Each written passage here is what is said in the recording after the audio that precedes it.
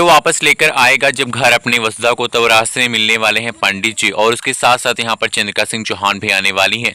पंडित जी कहते हैं कि चंद्रिका सिंह चौहान, ये लड़की तुम्हारे घर के भाग्य है और इसी लड़की ने तुम्हारे घर की मुसीबतों को अपने ऊपर लिया है और इस लड़की ने आज फिर से यहाँ पर अपनी जान से खेलकर किसी न किसी हाल में तुम्हारे लोगों को ही बचाया है। लेकिन अब यहाँ पर देव जो है साफ साफ कह देता है कि पंडित जी, वसुधा को वसुधा के ही पिताजी ने जहर दे दिया क्योंकि वो मुझसे प्यार करती है, इस बात की सजा उसकी मौत है।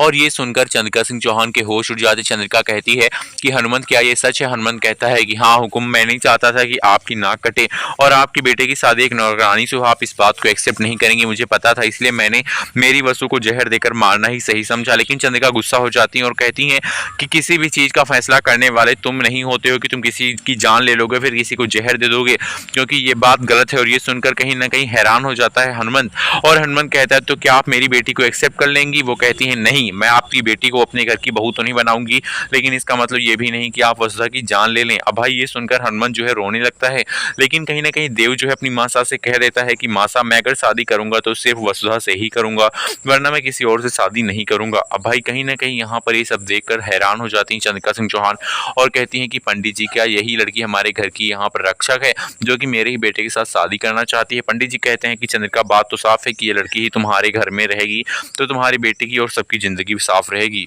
अब चंद्रिका सिंह चौहान जो है वो अपने ही बेटे के साथ यहाँ पर गुस्सा हो जाती हैं और कहती हैं कि देव, अगर तुम मेरी बात मानोगे तो तुम मेरे बेटे हो, वरना मेरी और तुम्हारे बीच में कोई भी रिश्ता नहीं रहेगा।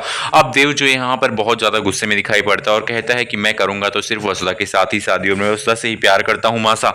अब वसुधा भी नहीं चाहती है कि भाई देव और उसकी मासा के बीच में ये दूरियां हैं, इसलिए वो कहती है कि मैं खुद ही इस घर को छोड़कर चली जाऊंगी। लेकिन देव कहता है अगर तुम मुझे यहाँ से चली गई तो मैं भी तुम्हारे साथ जाऊंगा और मैं अपनी जान दे दूंगा। अब भाई यहाँ पर चंद्रिका सिंह चौहान और ज़्यादा हैरान हो जाती हैं और कहती हैं कि ये सब क्या हो रहा है? आज इस लड़की ने मेरे बेटे को मुझसे जुदा कर दिया, मुझसे अलग कर दिया है। वो देव जो कि मेरे बेटे श्रवण कुमार जैसा था, वो मुझसे आज दूर होता जा रहा है। पंडित जी कहते हैं कि चंद्रिका, ये शादी होकर रहेगी, तुम चाहे जो कर लो, क्योंकि देव जो है वो वसुधा से बहुत ज़्यादा प्यार करता है। वसुधा और देव की लकीरें एक दूसरे से जुड़ी हुई हैं और इन दोनों की शादी के पूरे पूरे योग बन रहे हैं।